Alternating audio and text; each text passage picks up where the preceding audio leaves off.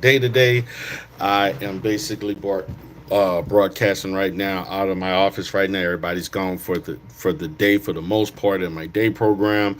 I'm here providing services till later in the evening. Decide to take a little break and have a small discussion with you about traditional and non-traditional um, marriages.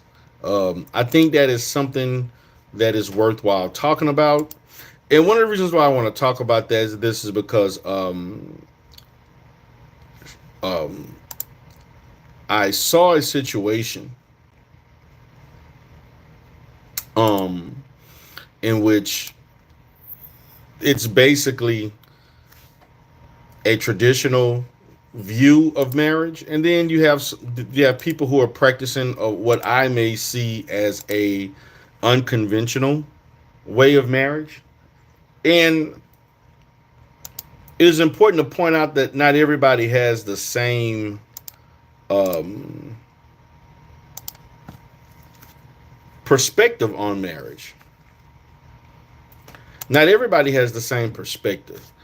And I think that when people view marriage, the first thing they think about is being in a monogamous relationship, a long term monogamous relationship between two people in which they want to have kids, create a nice family, do everything, benefit from one another, all things, kind of things like that. They live together, they do everything together, they go to family events, they, they build wealth together. These are the things that we talk about in a traditional marriage. Our society reinforces traditional marriages. Um, Many of the therapy sessions that I have marriage counseling, when I provide marriage counseling, I'm usually providing counseling to traditional relationships. Now, unfortunately, there have been a few times where I have counseled, and more than a few times. I've definitely provided counseling services for people who are in non-traditional relationships. I'm talking about LGBT related relationships. Um, I've had people who had a third partner that was in the relationship, a polygamous, polyamorous. I've had a few. Now, I've had a couple of polygamous situations. Now, I didn't counsel all three people at the same time. A few of those situations, they were deciding whether or not that would be a thing for them, and they wanted to kind of work on their own marriage before they brought a third party in. Maybe a couple, I think maybe a few years ago, I had a guy, he was a Hebrew Israelite who had issues with his wife due to wanting to have some type of, um, you know, poly relationship. So, in American culture, we look at man, woman, children, things of that sort. Having a monogamous relationship, we're not cheating on each other. Fidelity is the number one aspect of the relationship, and we also look at this from religious perspective, which greatly affects how people.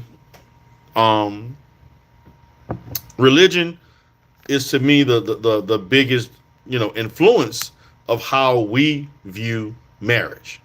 Shout out to the cynical one. How are you doing?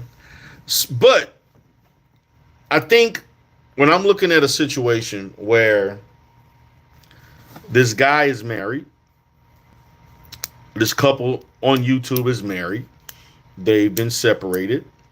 They come to agreements on how they are going to uh, get back together and continue their relationship. There were a certain standard, certain expectations. When those expectations were met, they reunified their relationship and they're doing their thing. I don't see anything wrong with that. Now,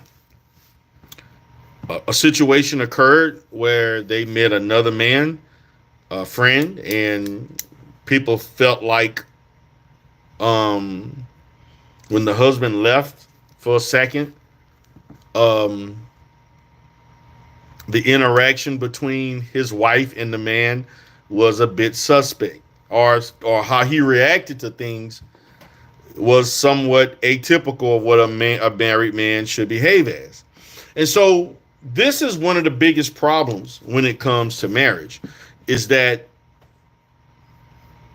I began providing marriage therapy probably back in 2010. No, I'm sorry. I want to say, no, 2008. I began doing marriage therapy in 2008. Didn't have a lot of experience when I started because I just got licensed 2 years prior. But when I began facilitating marriage counseling, one of the biggest issues was third party influences, societal expectations, societal standards. And if you don't meet those standards, people react and feel a certain way. They feel a certain level of inadequacy because, I was raised to be this way. I was taught to be this way. I was groomed to be this way. A husband's supposed to do this. A wife is supposed to do that.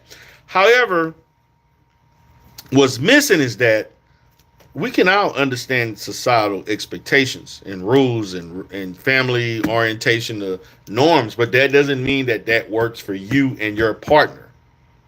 And so one of the most difficult hurdles to cross is that a functional marriage is what should be the goal. A functional marriage is more important than you living up to the societal expectations of others that are not involved in your relationship. Okay? So when I saw this video and I saw the and this was in other sectors where this guy and his wife were being scolded, or they were being criticized, and particularly the third party that was not necessarily the third party, but particularly the husband and how he functioned.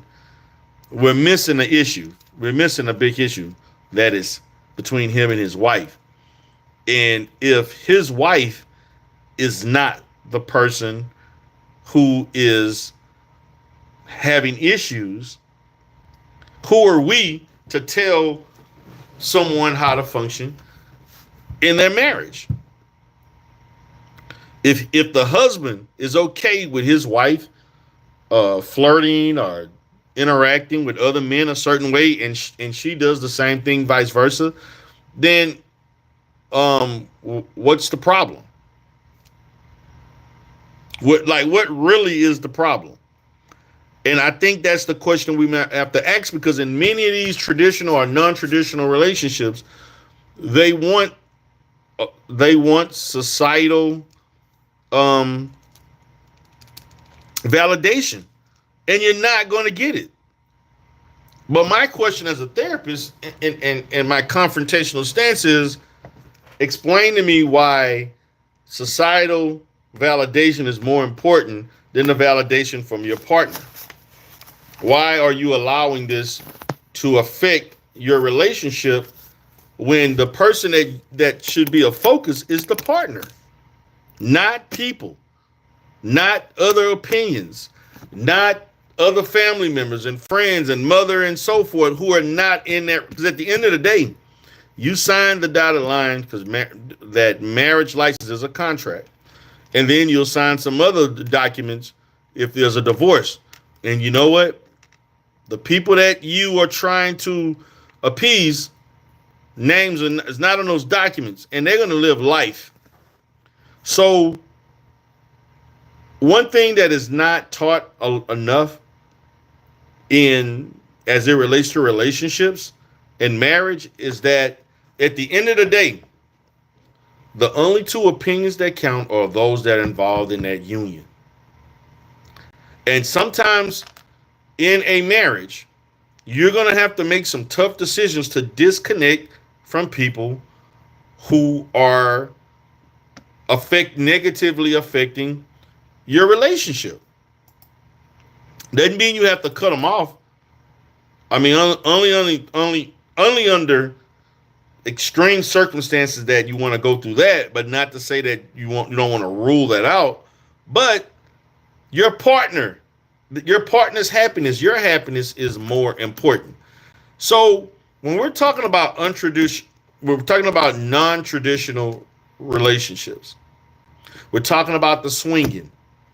Okay, swinging is not a traditional relationship. Although there are marriages, they may have not started off as swingers, even though a lot of swingers operate in the same um, arenas. Many swingers don't start out swinging. They Most swinging relationships began where there was monogamy, and when they both realized that monogamy was no longer realistic, they felt that at least we still love each other, want to be with each other, but let's have some rules and regulations on how we interact, and at least and we be aware of how we do it. So we're doing things in a different way. Swinging is basically two people that want to cheat on each other, want to have other relationships, and so they create a standard for themselves where it is legitimized. That's it. That's all swinging is.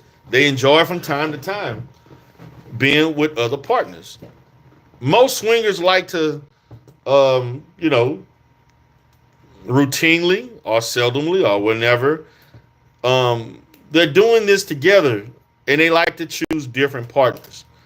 I've never heard of a swinging couple that had a kind of an adopted couple that they hang out, even though that happens too. But in most swinging situations that I have dealt with, many of them like to, once a month or two, they like to get with a couple, or bring someone in, and they like to either watch and be involved, or they have a couple that they, may want to play around with once or twice a month. That's it. Okay. But it was very interesting, guys, in this YouTube scenario of this couple who basically look happy together. And they met a friend online in person.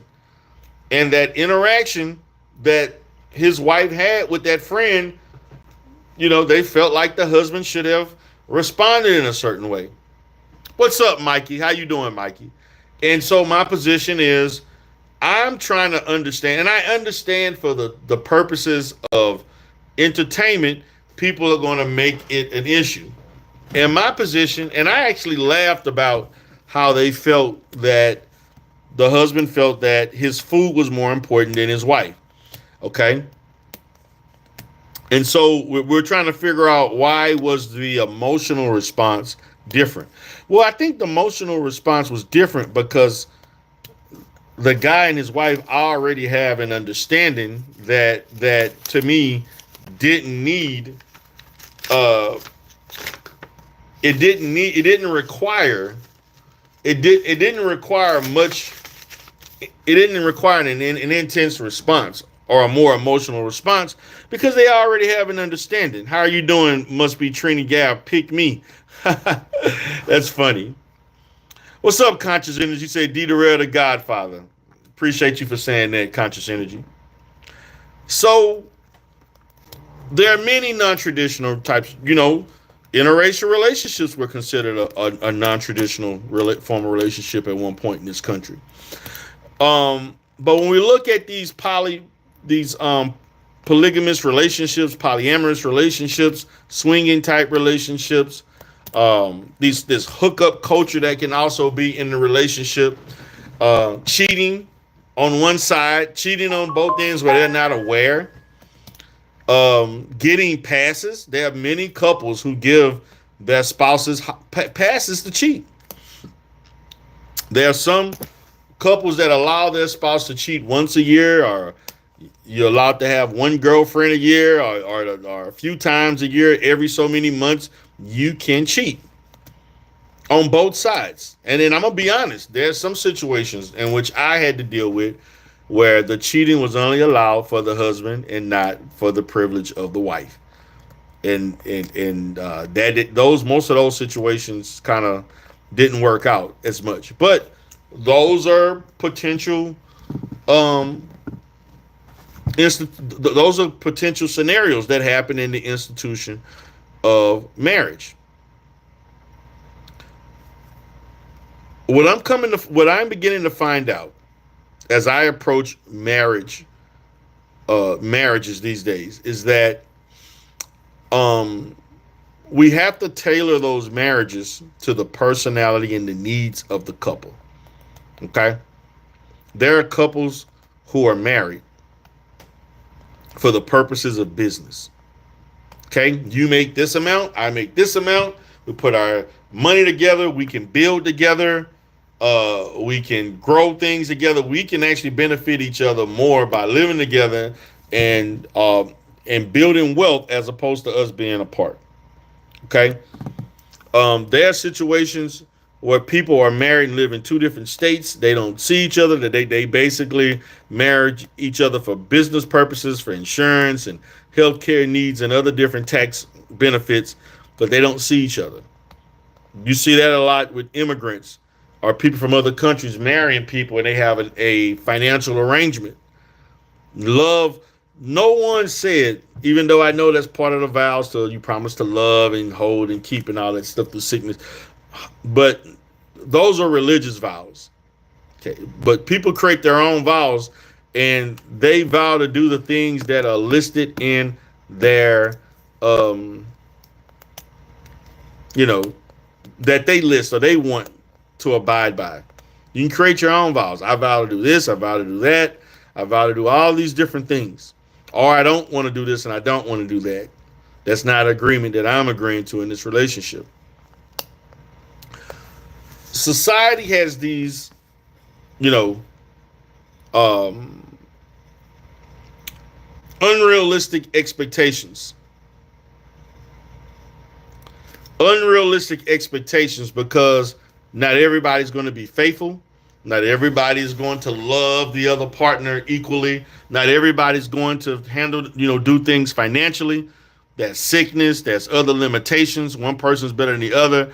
And so it's not a one size fits all. Must be Trini Gal Pick Me stated, I need counseling on how to get a man and how to keep a man.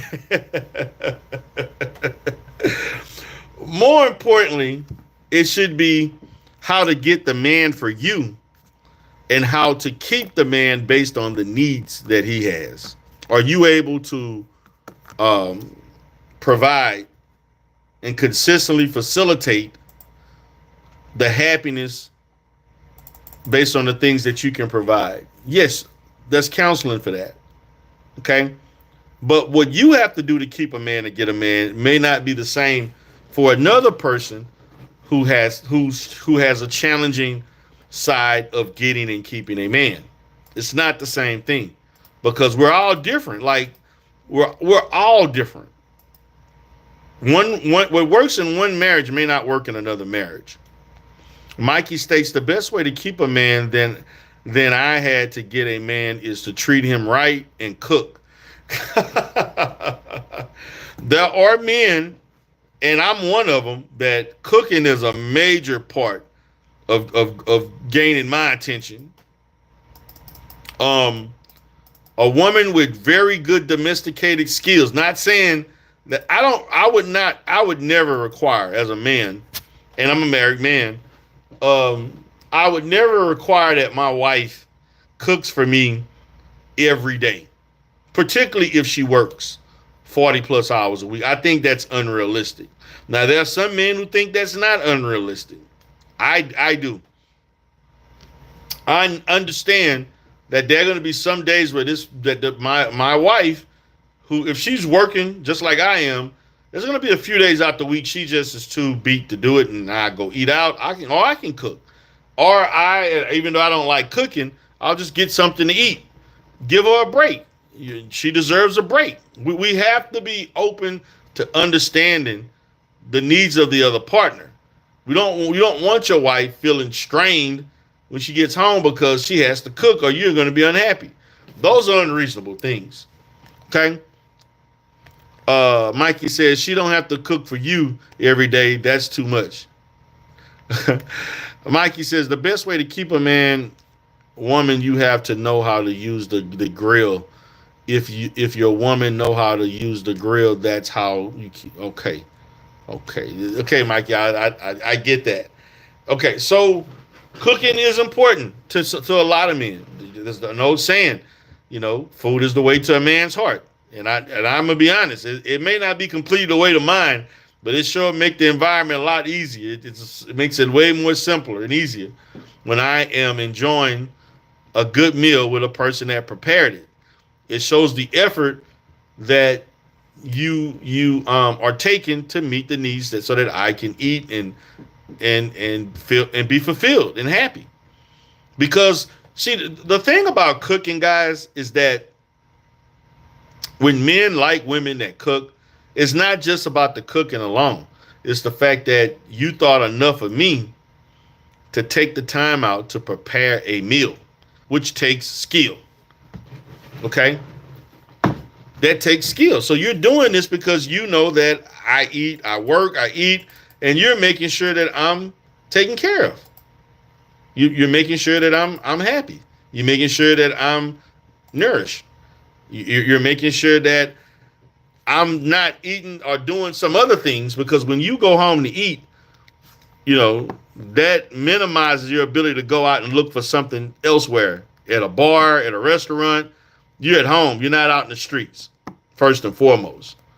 A man who is getting good home cooked meals will not forget that, and will consistently go home and not involve himself in other extracurricular activities. He wants to go home and enjoy more meals. And so that's a good thing. But there's nothing wrong with non-traditional marriages, as long as those non-traditional marriages are functional. That's it. Does the marriage, can you function under those guidelines? Most women in America cannot function in a marriage where the man is allowed to cheat. Okay? Most women are not willing to accept infidelity. You cheat, it's over. We're done. Most men will not accept their woman cheating on them. It's over. We're done. Mikey says he feels a relationship should be 50-50. 50-50 works for those couples who can operate and function under 50-50. My experience is that most couples appear to function at a more effective level when it's more like 70-30, 80-20. And the man is doing the 80% and the woman is doing 20% or 30%. Or even 60-40. Very few marriages is where it's 100% and zero. Okay? I operate like that. I pay 100% of the bills in the household, outside of some things that she may keep for, create for herself. Everything in the household is paid for by me. Okay? Been doing that for decades. I didn't start out doing that, but when I was able to afford it, I did it. And there's nothing wrong with men who can afford it will do it. Those who can't, you just can't.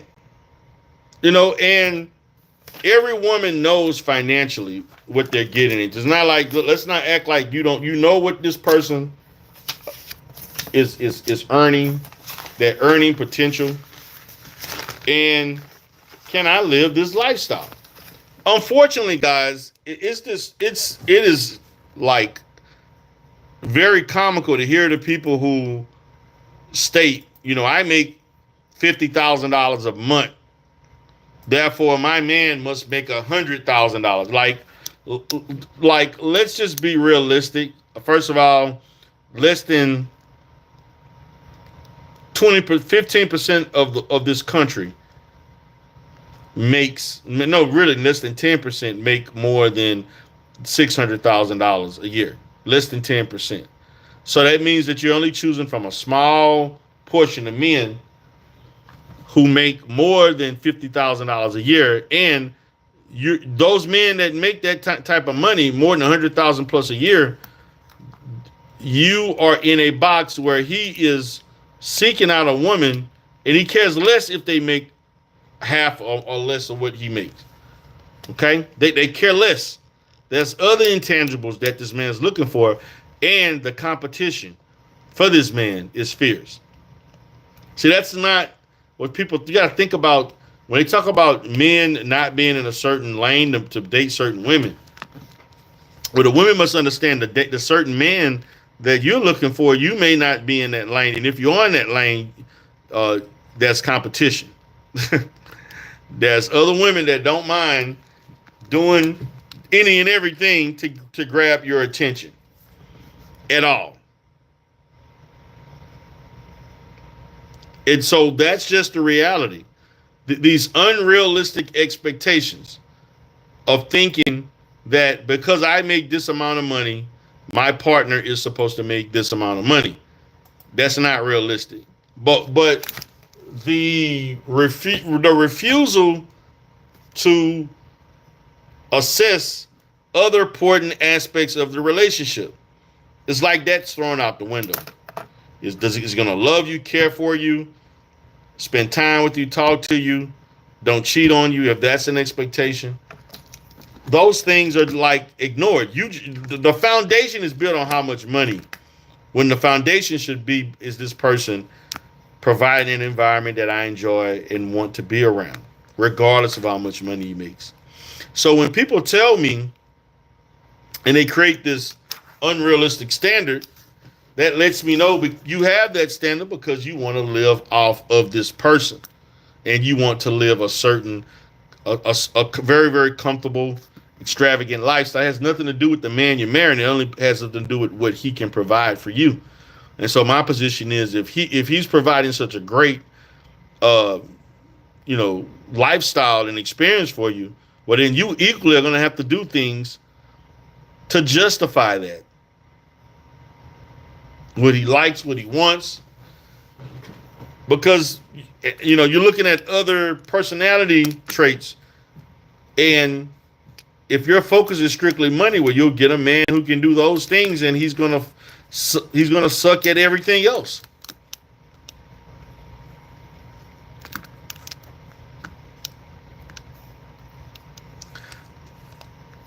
So when we're talking about traditional and non-traditional relationships, it's important to understand what leads to these unrealistic expectations. Who taught you that this was the appropriate expectations to have for a man? And so my question is, if none of these men, who, by the way, don't owe you anything, they don't owe you the privilege of mastering your standard. These people have a right to live whatever way they want. And if they don't meet your standard, doesn't even mean that they're not a good guy. Doesn't mean that they're not of value. What they mean is that they just don't have the wherewithal to meet your unrealistic expectations. They would not be happy.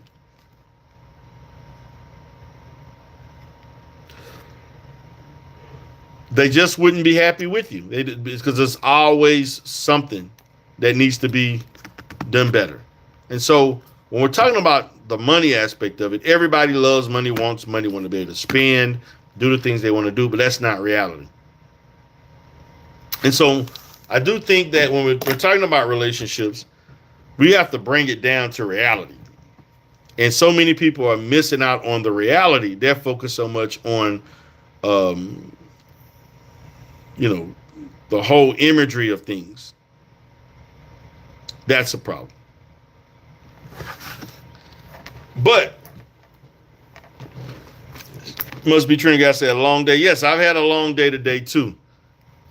Mikey says I can't just be doing everything, working hard, and all you doing is 20% of the relationship.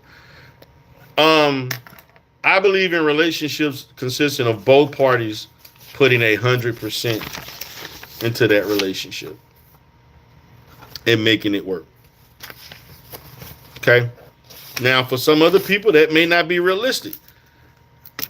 During COVID, I I um I did tons of marital therapy, tons of marital therapy, and the communication was so out out of this world. Lack of communication.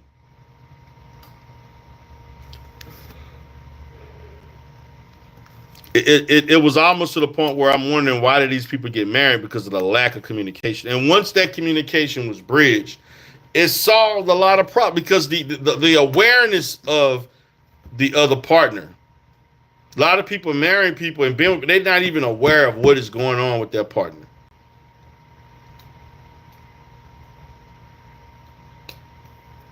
And that's sad.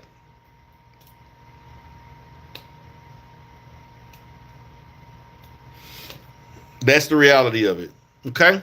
So I'm going to go ahead and wrap up with the 30-minute mark. I'm not going to stay on too long. I just wanted to have a discussion about traditional and non-traditional marriages, because I think that it's important for us to understand that the two people involved are the most important. When you start hearing, I can't see why you can, and I don't know why he allowed, and all of these different reasons why they think they know what's best for your marriage, when no one knows what is best for your marriage outside of the person you're with. And those are the facts. Must be Treaty Guy said, I need to schedule a one-on. Hey, you can get a one-on-one with D. Durrell. You got my email. But listen, we have to understand that non-traditional marriages in itself can be a traditional marriage. It's the tradition of between those two people.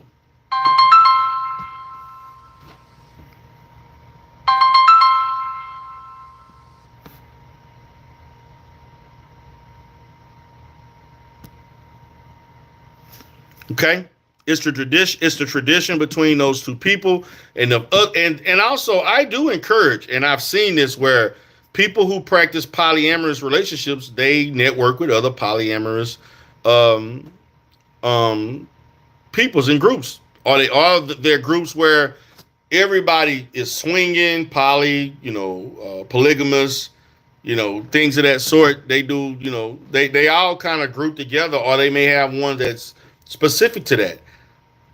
They have sister wives. A situation where there's a man and three women, four women. They have three or four other couples that they support. They provide, and I think that that's helpful. I'm more concerned about the function of that marriage, not the uniform that they wear. Okay, I'm not concerned with the makeup. It's how that marriage functions. She says your office is too far. Okay.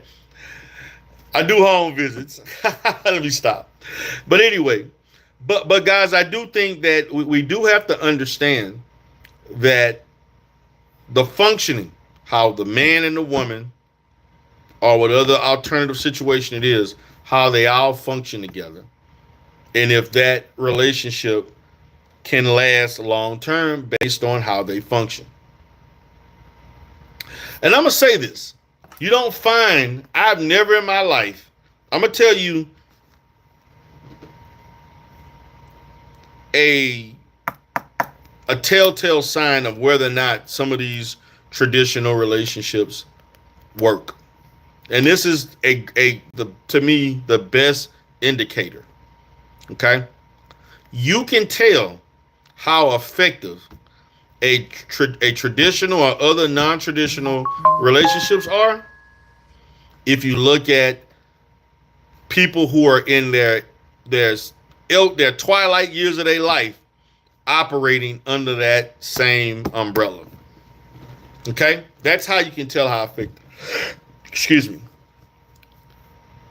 More when you see 60, 70, even 80-year-old couples operating under a certain framework, that lets you know how functional that relationship, that type of marriage is. If you see I've never seen apologies.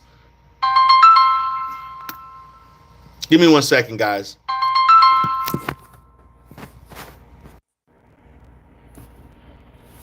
Okay, guys, I have to go, guys. I do have to attend to some things. I hope y'all have a great day. Peace.